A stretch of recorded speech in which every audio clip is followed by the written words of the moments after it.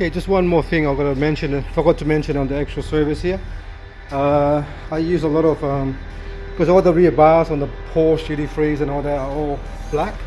See here, all black. So every service I use a special. Show what I mean. I use plastic care, with plastic care. So what I do, I wipe all the plastic. See here, you can see here underneath here. I mean, some people think it's a waste of time, but I reckon it protects the plastic from fading and become really brown as well. So I've done all the, see the plastic here, see how nice it is. It's just to protect the plastic from actually from getting brown, and underneath here as well on the car.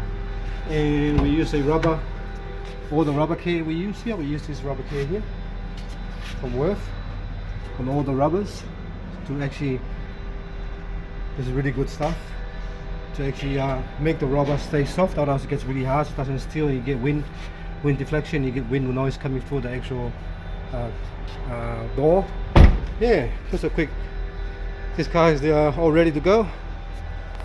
Thanks for watching, and please subscribe.